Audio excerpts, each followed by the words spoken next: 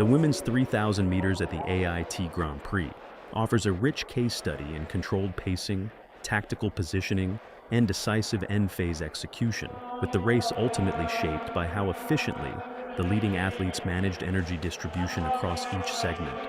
From the opening lap, it was clear that this would not be a chaotic or overly aggressive race, but rather one built on structure, discipline, and gradual escalation of intensity. The presence of experienced athletes like Rosie and Keely immediately influenced the race dynamics, as both runners are known for their ability to operate comfortably at high aerobic thresholds while maintaining technical efficiency. This meant that the early pace, while not explosive, was purposeful enough to prevent congestion and ensure that only athletes with sufficient endurance capacity could remain competitive as the race progressed. Pacemaking played a critical role in establishing the rhythm of the race.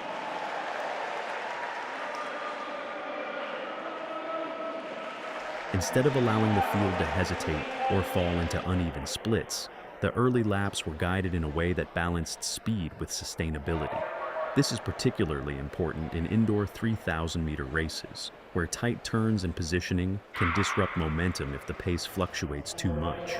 By maintaining consistency early on, the race created a framework in which tactical decisions would later become decisive rather than reactive. As the athletes settled into formation, McGeehan and Clark positioned themselves near the front with clear intent. This was not simply about staying out of trouble, but about controlling the geometry of the race. Running at the front reduces the risk of being boxed in and allows for smoother stride patterns, which is essential for conserving energy over 3,000 meters. Both athletes demonstrated strong spatial awareness, adjusting their positions subtly to avoid unnecessary lateral movement, while staying in optimal drafting zones. The first third of the race can be defined by restraint and observation, rather than aggression. Neither McGeehan nor Clark attempted to break the field early, which reflects a deep understanding of race modeling at this distance. An early surge would have increased lactate accumulation prematurely, compromising their ability to execute in the final kilometer.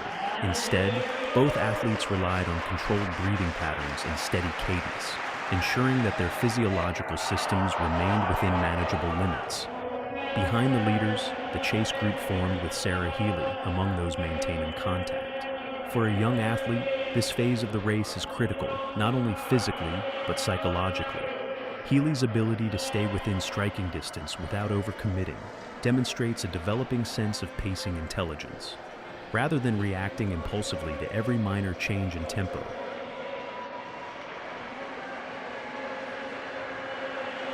she maintained her own rhythm, which is often a sign of long-term potential in middle-distance running. As the race transitioned into the middle section, the separation between the leading pair and the rest of the field became more pronounced. This was not the result of a sudden acceleration, but rather the cumulative effect of sustained efficiency. McGeehan and Clark were able to maintain slightly faster average lap times without visible strain, which gradually stretched the field. This type of separation is often more decisive than a single surge because it forces competitors to make difficult decisions about whether to increase effort or accept their position. At this stage, McGeehan began to subtly assert control over the pace.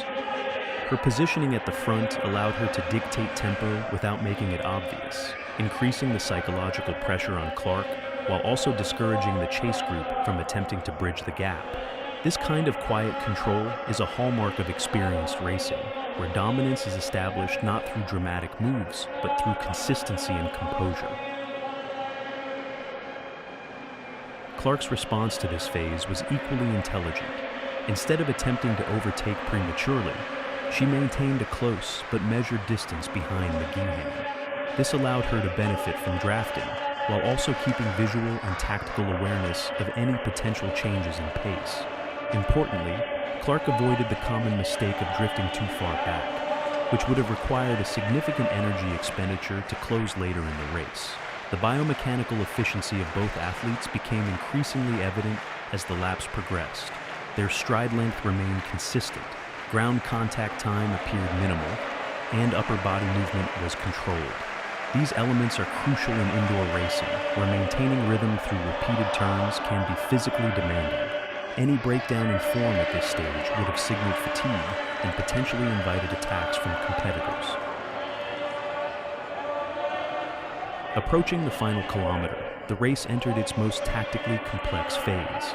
This is where accumulated fatigue begins to interact with strategic decision-making, and where small errors can have amplified consequences. McGeehan's choice to maintain front position ensured that she could respond immediately to any move by Clark, while also giving her the advantage of initiating the decisive acceleration on her own terms.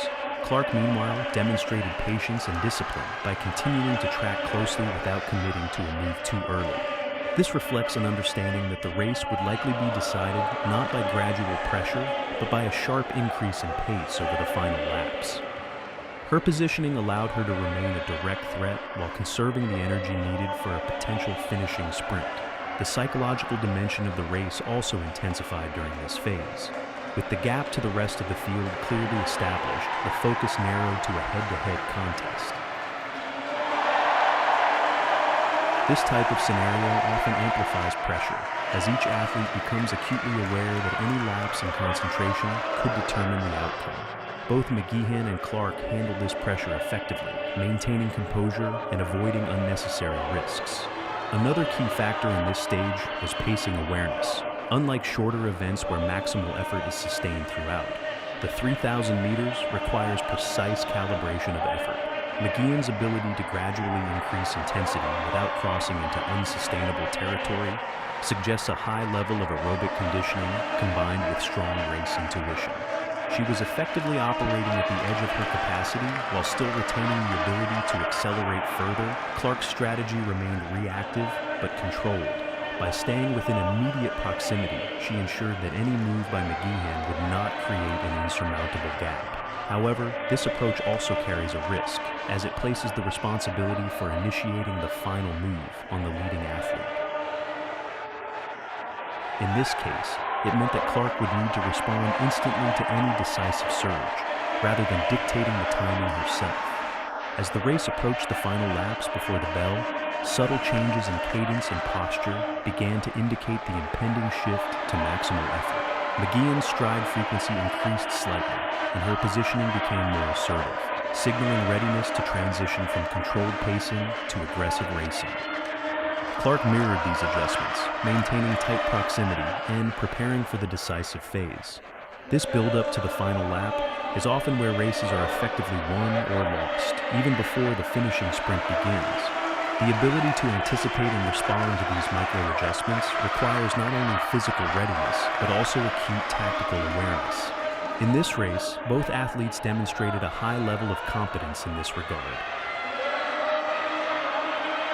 setting the stage for a decisive and high-quality finish that would ultimately be determined by execution in the final 400 meters.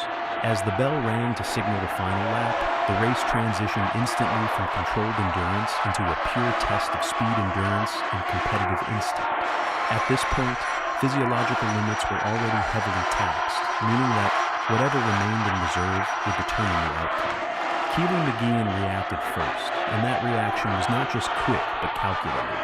Instead of an explosive all-out sprint from the bell, she initiated a progressive acceleration, increasing cadence while maintaining technical stability. This distinction is crucial. Many athletes make the mistake of going too hard too early in the final lap, which leads to rapid deceleration in the last 100 meters. McGeehan avoided this by building speed in layers. Her stride frequency increased first, followed by a slight extension in stride length, allowing her to gain separation without compromising efficiency. This type of acceleration pattern reflects both confidence and experience.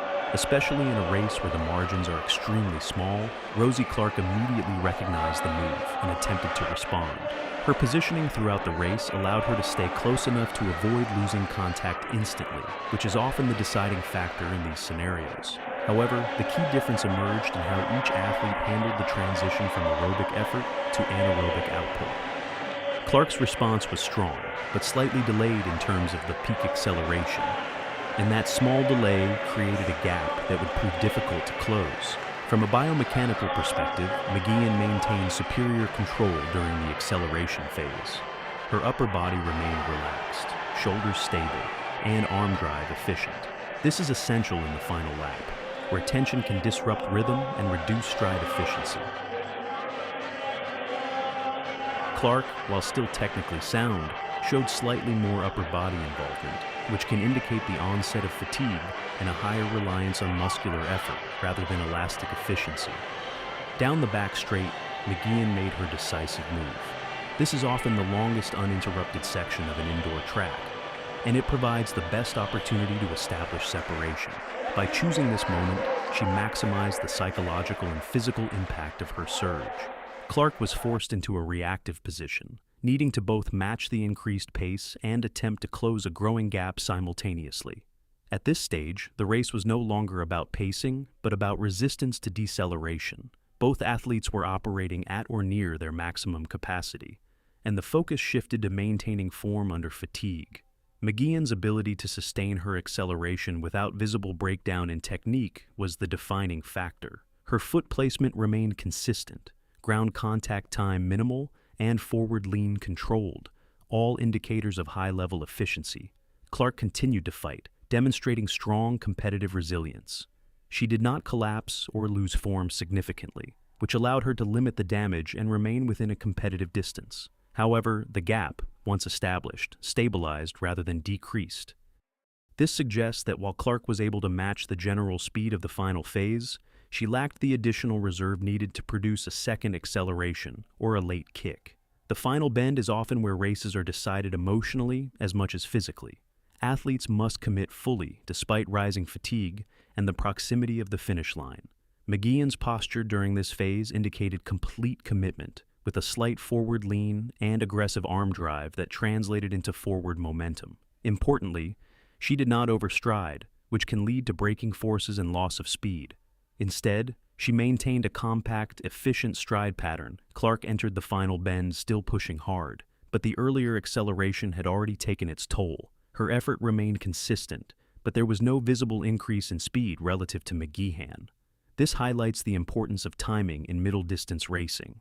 The decisive move is not always the strongest one, but the one that comes at the moment when the opponent is least able to respond effectively. In the final straight, McGeehan's advantage became definitive. With the finish line in sight, she maintained her form and avoided the common mistake of tying up in the last meters. Her stride remained controlled, and she crossed the line with a time of 8:48.28, a significant personal best that reflected both her physical preparation and her tactical execution throughout the race. Clark followed shortly after, completing a performance that was tactically sound and physically strong, but ultimately just short of the winning standard on this occasion. Her race demonstrated consistency and awareness, but also highlighted how small differences in acceleration, capacity, and timing can determine the final outcome at this level. Behind the leading pair, Sarah Healy delivered a performance that, while not central to the duel for victory, remains highly relevant from a developmental perspective. Her ability to maintain a steady pace and avoid significant drop-off in the later stages indicates a strong aerobic base and growing competitive maturity. Importantly, she did not overreact to the leader's moves, which suggests an understanding of her current capabilities and a long-term approach to progression. From an analytical standpoint, this race can be divided into three key phases that determined the outcome. The first phase, defined by controlled pacing, ensured that the field remained organized and that the strongest athletes could position themselves effectively. The second phase, characterized by gradual separation, allowed McGeehan and Clark to establish dominance without excessive energy expenditure. The final phase, the decisive lap, was where execution, timing, and efficiency became the determining factors. McGeehan's victory was not the result of a single moment, but of consistent decision-making across all phases of the race. Her ability to balance patience with assertiveness, to control pace without overextending, and to execute a perfectly timed acceleration demonstrates a high level of race intelligence. These qualities are often what separate good performances from exceptional ones in middle-distance running. Clark's performance, while not resulting in victory, reinforces her status as a reliable and competitive athlete at this level. Her tactical discipline and ability to remain engaged throughout the race are strengths that will continue to produce strong results. However, this race also illustrates the importance of having an additional gear in the final stages, particularly in races that remain closely contested until the closing laps. Overall, the women's 3,000 meters at the AIT Grand Prix 2020 stands as a clear example of how modern middle-distance racing is defined not just by physical capacity, but by precision in execution. Every phase of the race contributed to the final result, and the margins between victory and second place were shaped by details that may seem small but are, in reality, decisive at this level of competition.